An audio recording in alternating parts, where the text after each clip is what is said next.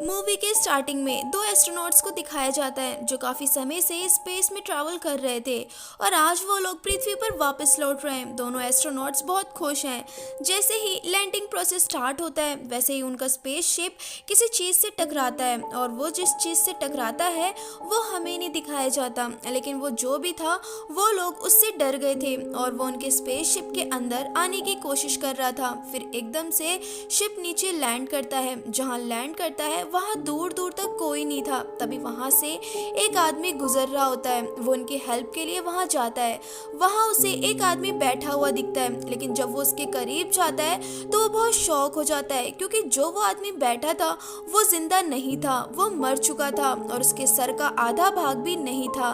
तभी शिप में से एक आदमी और निकल कर आता है और वो जिंदा था, बट हालत उसकी भी बहुत खराब थी। फिर हम नेक्स्ट सीन में एक यंग डॉक्टर तानिया से मिलते हैं जो कि एक साइकोलॉजिकल डॉक्टर थी।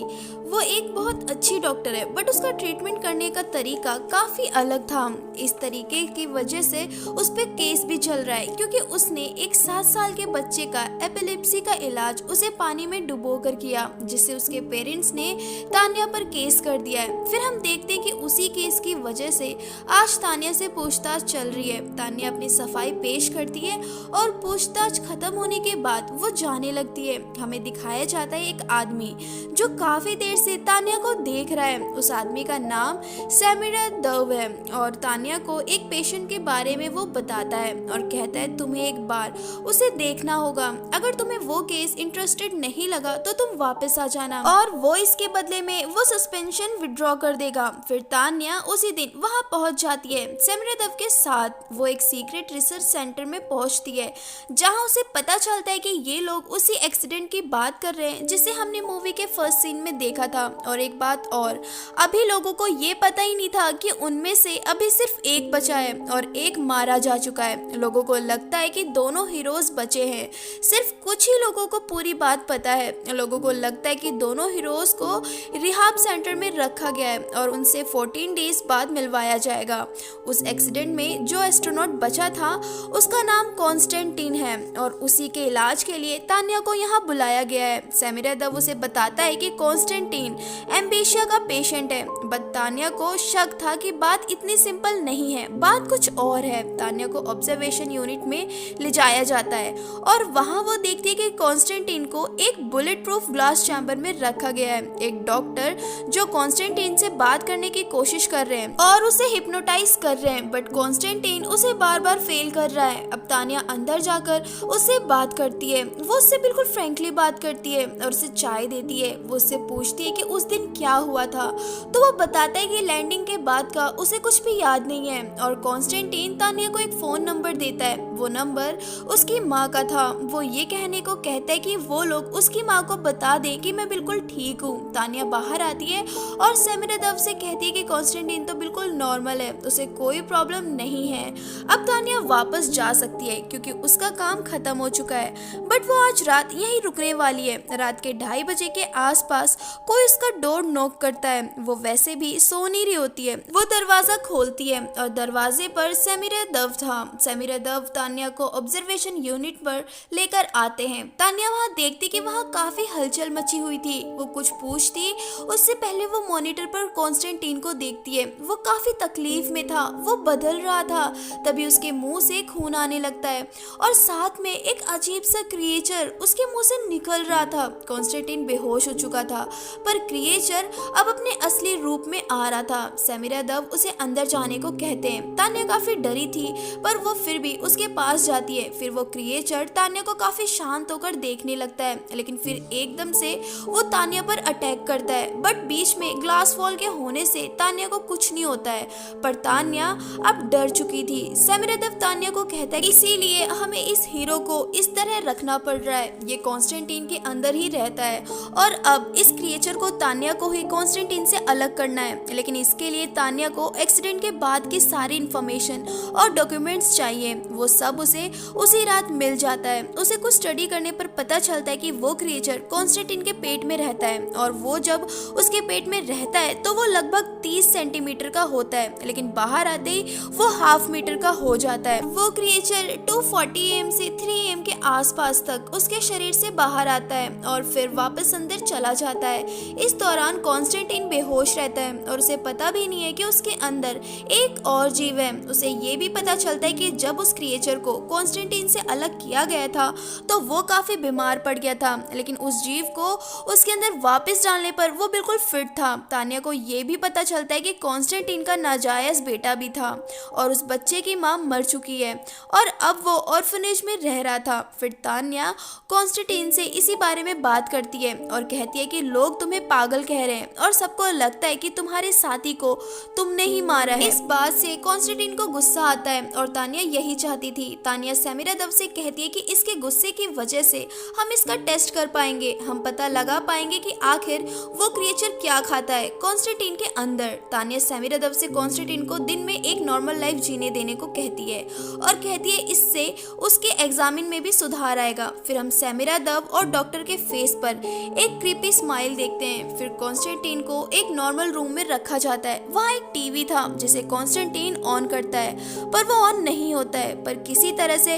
वो उसे ऑन कर देता है। वो उसमें देखता है कि न्यूज में कहा जा रहा है कि उन्हें रिहाब सेंटर में रखा गया है। ये सुनकर उसको काफी गुस्सा आता है। तभी उसे किसी के चलने की आवाज आती है। वो तुरंत टीवी ऑफ करता है और दूर खड़ा हो जाता है और दरवाजा खोलकर अंदर आती है तान्या। वो कहती है कि मैं तुम्हारी प्राइवेट लाइफ इंटरफेयर करने के लिए तुमसे माफी मांगती हूँ। फिर कॉन्स्टेंटीन कहता है मुझे उस बच्चे के बारे में कुछ नहीं पता था। स्पेस में जाने से एक हफ्ते पहले बच्चे और उसकी माँ के बारे में पता चला। मैंने सोचा मैं आकर उसे अपने पास ले लूंगा, बट मैं तो यहाँ फंसा हूँ। अब शायद वो दोनों एक दूसरे को पसंद करने लगे थे। उस रात जब वो क्रिएचर फिर बाहर निकलता है तो तान्या उसे एक खिलौना देती है जो कॉन्स्टेंटीन का भी फेवरेट था। वो खिलौना वो क्रिएचर देखते ही उसकी तरफ अट्रैक्ट हो रहा था। फिर तान्या इस बार ग्लास के अंदर जाने को कहती है। फिर उसे एक सेफ्टी सूट पहनाया जाता है और अंदर भेजा जाता है उसी खिलौने के साथ। वो क्रिएचर उस खिलौने से काफी चिपक जाता है जैसे उसका भी ये खिलौना फेवरेट हो। फिर तान्या उस क्रिएचर को छूने की कोशिश करती है पर वो फिसल के गिर जाती है और उस क्रिएचर का ध्यान तान्या की तरफ हो जाता है। वो तान्या पर अटैक करके उसे घायल कर देता है और तान्या बेहोश हो जाती है।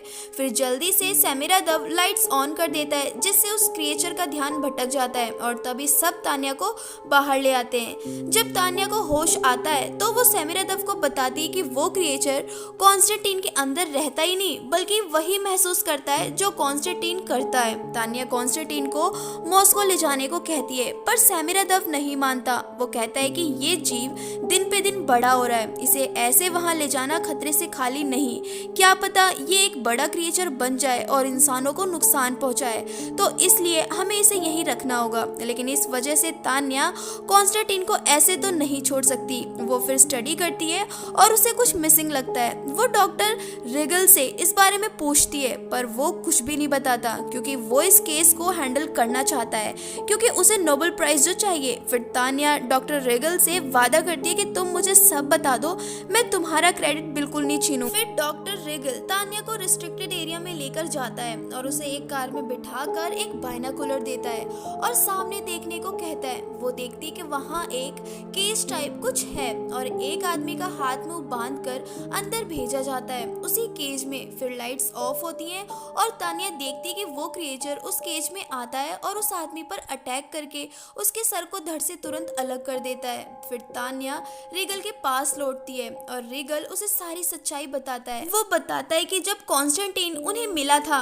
तब उस पर कोई ट्रीटमेंट काम कर ही नहीं रहा था। एक रात हॉस्पिटल में इस जीव ने एक नर्स पे हमला किया और उसके बाद कॉन्स्टेंटीन की हालत में सुधार आने लगा।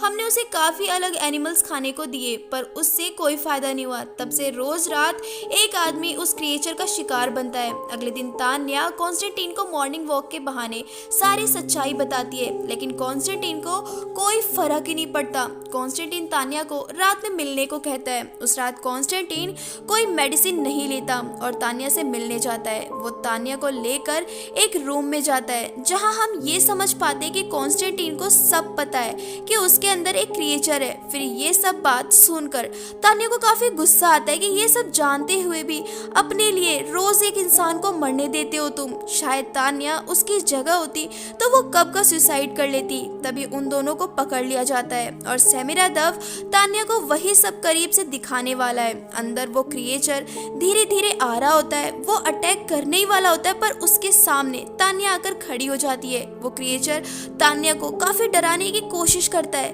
पर तान्या नहीं डरती। वो कॉन्स्टेंटीन का फेवरेट गाना गाती है जिससे वो अपना सेंस खोने लगता है और कमजोर पड़ने लगता है। लेकिन तभी केज में से एक आदमी भागने लगता है और वो क्रिएचर उसे तुरंत मार डालता है। इससे ये तो पता चल जाता है कि इस क्रिएचर को कॉन्स्टेंटीन कंट्रोल कर सकता है और ये जानने के बाद सेमिरादव कॉन्स्टेंटीन को कभी यहाँ से नहीं जाने देंगे। फिर तान्या और रेगल यहाँ से भागने का प्लान करते हैं, लेकिन रेगल मदद तो कर रहा था बट वो खुद नहीं भागेगा, वो कुछ और सोच रहा था। तान्या कॉन्स्टेंटीन से मिलती है और उसे सब बताती है कि हम यहाँ से भागेंगे और थोड़ी दूरी पर वो उस क्रिएचर को कॉन्स्टेंटीन के अंदर से केमिकल द्वारा निकालने पर मजबूर करेगी और उसके निकलते ही हम लोग भाग जाएंगे और वो क्रिएचर किसी की बॉडी के बिना 1 घंटा धूप की रोशनी में नहीं रह पाएगा। और इसी बीच हम दोनों हॉस्पिटल पहुंच जाएंगे और तान्या और कॉन्स्टेंटीन एक दूसरे को प्यार करने लगे थे। वो दोनों भागते हैं और दूसरी तरफ रीगल इन्फॉर्म कर देता है इलीगल एक्सपेरिमेंट के बारे में, पर सेमिरादव सब कुछ सीसीटीवी कैमरे में देख रहा होता है और वो तुरंत जाकर